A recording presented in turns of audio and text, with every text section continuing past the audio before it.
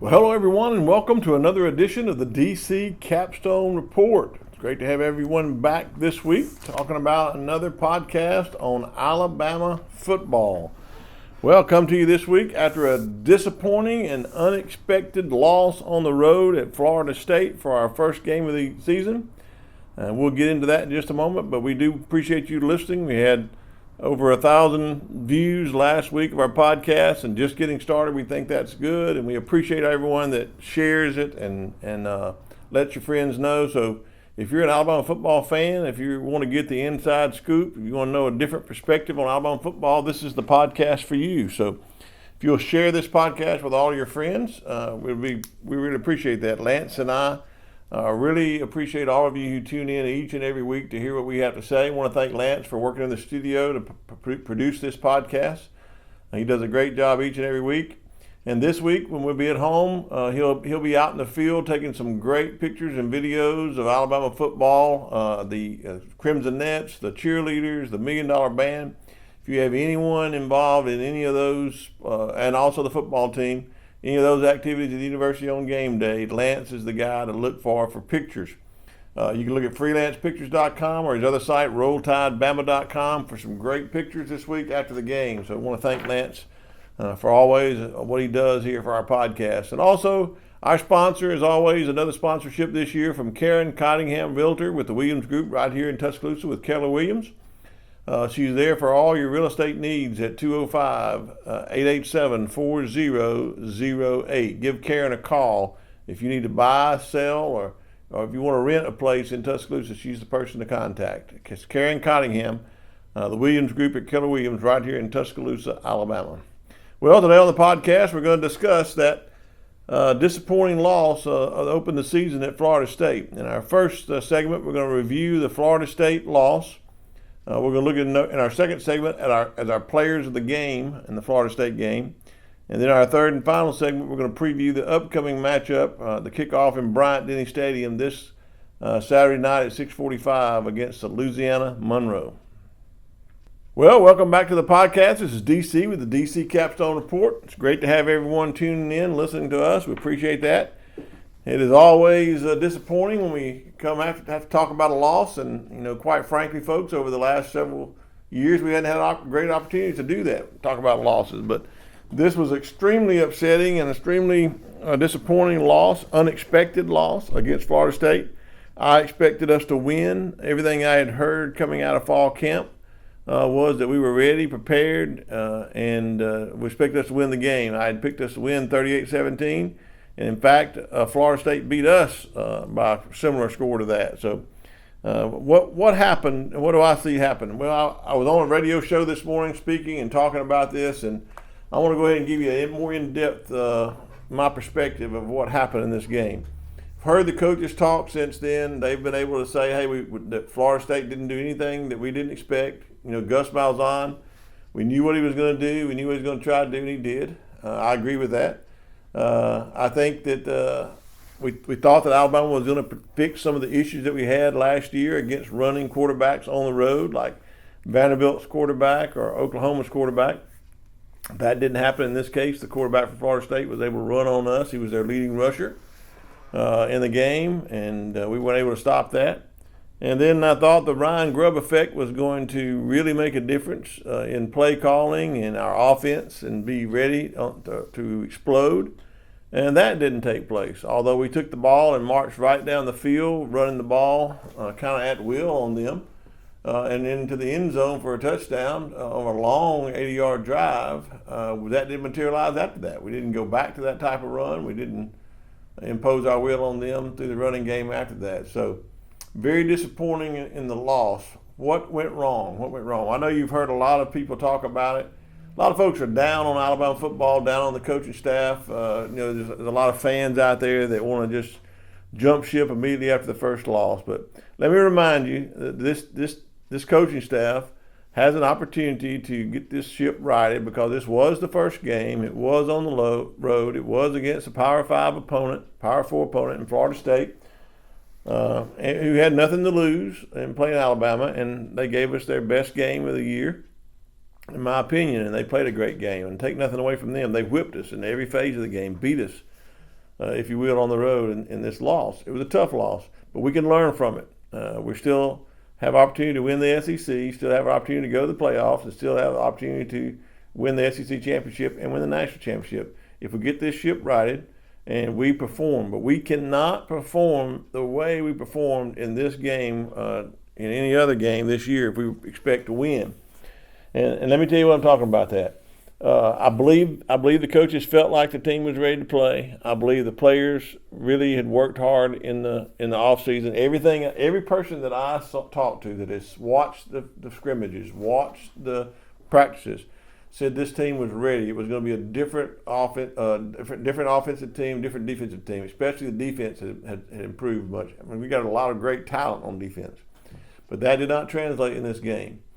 And I mentioned it this morning. I'll go ahead and tell you what my thought is. I think it was a matter of the team learning so much about what they were going to do, what Florida State was going to do, what Gus Malzahn was going to try to do, and the team had so much head knowledge that they were in their head on defense in this game. Number one, this team did not play with aggression. Number two, it didn't play with passion on defense. They were not swarming to the ball, as we know this is a so-called swarm defense. They weren't swarming to the ball. They in fact, on defense, played on their heels with their eyes and allowed them to be behind a step or two and not be able to really play and capitalize on what they knew they were going to do. And I said it this morning, and I'll say it again today. I believe we played as if we did not want to lose. In other words, I believe the players played within their heads, not wanting to make a mistake, trying to not make a mistake. And then just a few moments ago, after practice, I was able to hear some of the players who were able to speak. And one of the defensive players said just that. He said, some of us played afraid to make a mistake. And folks, we can't go on the field with an attitude of afraid to make a mistake and expect to win a ball game against a top tier opponent like Florida State. So I think that we played in this game like we were afraid to make a mistake, that like we didn't want to lose, afraid we were going to lose. And once they got up on us, they got all the momentum. We didn't have any kind of help on the sideline as far as encouragement. Players were down. There was no passion. There was no cheerleader, if you will. In the years past, we've always had someone to whip ourselves up on the road.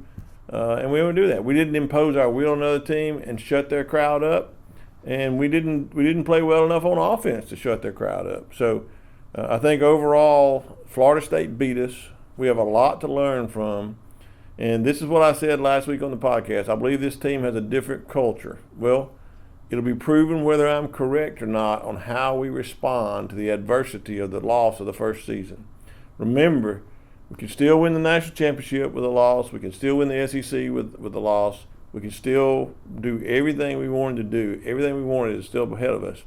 But can the players believe that enough to go out and start playing like they love football instead of playing like they're afraid they're going to lose the ball game? If we do that, I believe we can right this ship.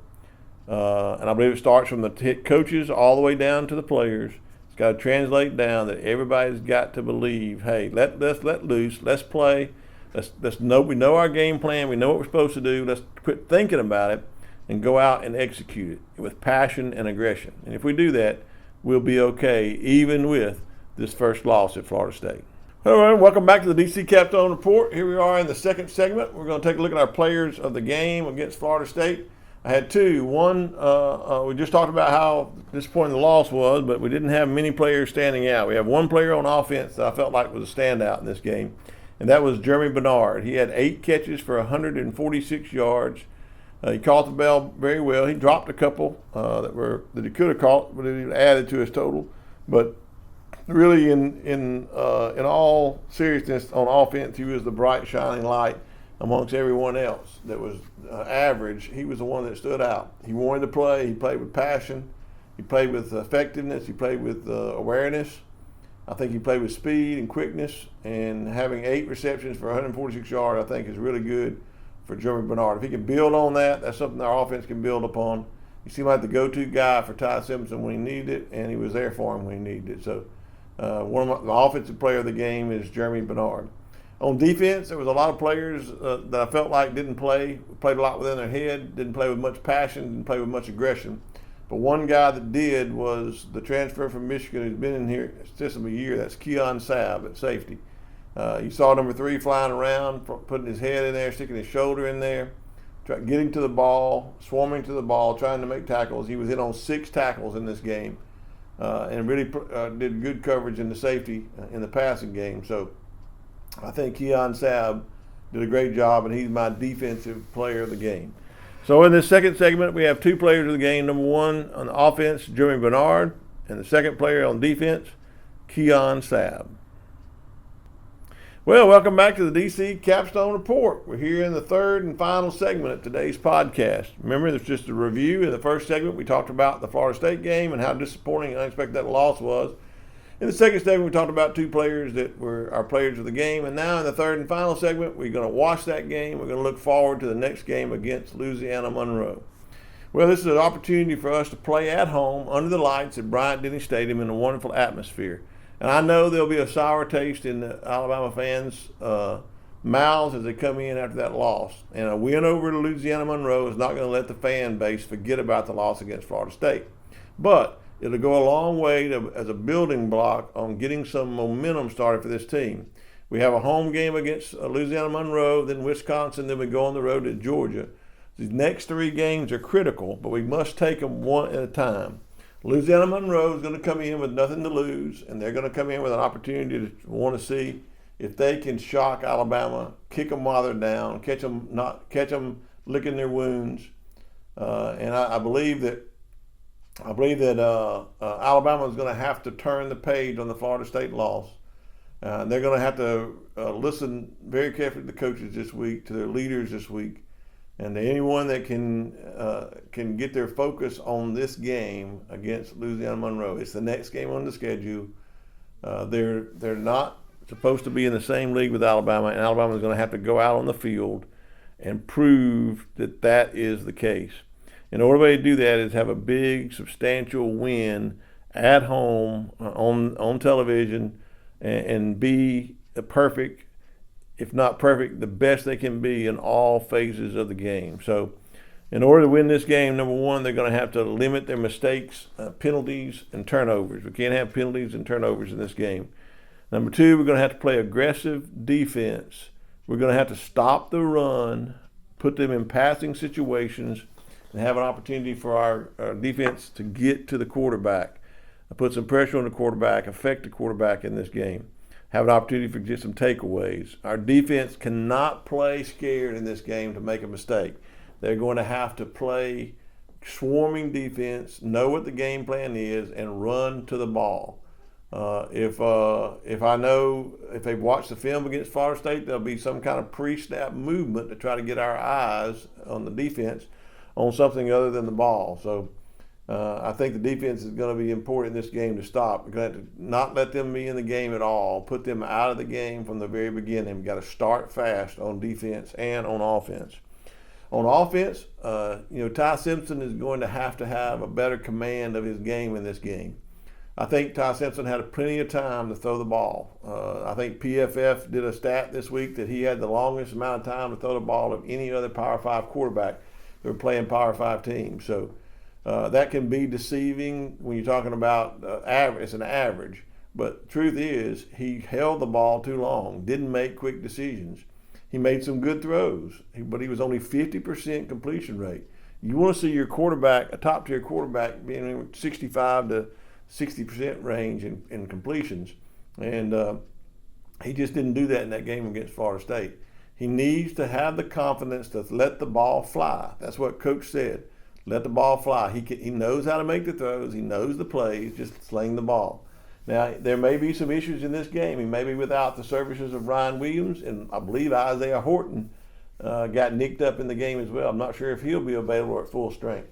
But Jeremy Bernard will, and then there's plenty of capable receivers. We said at the beginning of the year that there were capable receivers behind them, like Rigo Scott, Cole Adams, Jalen Mbakwe, Jalen Hale. All of them have an opportunity to make a difference in this game. You might even see Locher Brooks get in the game as well with if those two can't go. But I think it all starts with Ty Simpson. And then, secondly, it goes to the running backs. Who is the running backs going to have the hot hand, and will the coaches have the ability, have enough confidence in them to use them? In my opinion, it was the third or fourth string running back that had the best game, was Kevin Riley. I think he went in and he ran with a reckless abandon and passion and in punishment. He ran fast. He ran with his shoulder pad squared. He wasn't scared, and I think that he is the one that should get the touches in this game. But you got Richard Young and Daniel Hill and Draylon Washington, and so somebody's going to have to carry the ball and run the ball so that they don't stack the box and just stop us from running. We're going to have to run the ball in order to set up our passing game. And I expect more from the coaches. I hold the players accountable, but I also hold the coaches accountable. There needs to be an opportunity for the defensive coaches to make a statement on let people play that are going to be able to play with aggression and passion. The offensive coaches need to step up and call plays to put the players in the best position to make plays. And this game is an opportunity to do that against Louisiana Monroe at home. Well, I think if you go into the game, I think you may have that sour taste in your mouth, but I really believe that go out, support this team, get behind this team. Nothing is out of the way for us to achieve. We can achieve anything that was set before us before the beginning of the year can still be achieved. We can still win the championship. We can still win the SEC, but we can't win it playing like we played against Florida State. So I believe this week Alabama goes out. I believe they right the ship. It sets sail very good. I think we're going to run the ball well. I think we'll pass the ball well. I think our defense makes a decent showing in this game. And when it's all said and done, I think Alabama comes away with a large blowout victory over the Louisiana Monroe Warhawks. I got Alabama win this game 52-14. And those 14 points comes late in the game. So Alabama 52, Louisiana Monroe 14. But remember, folks, this is the Louisiana Monroe that beat Coach Saban in 2007. So we can't lay an egg at home in this game after that loss on the road. So go to the game, cheer on the team, and swing the momentum in Alabama's favor. We got to get this ship righted, and I think this is just the game to get it started. This game, and then the game against Wisconsin, and then away at Georgia. If we can win that stretch of 3 games, take it one game at a time, win that stretch of 3 games, I think we'll set ourselves up to get back to where we need to be to compete for a national championship in this season.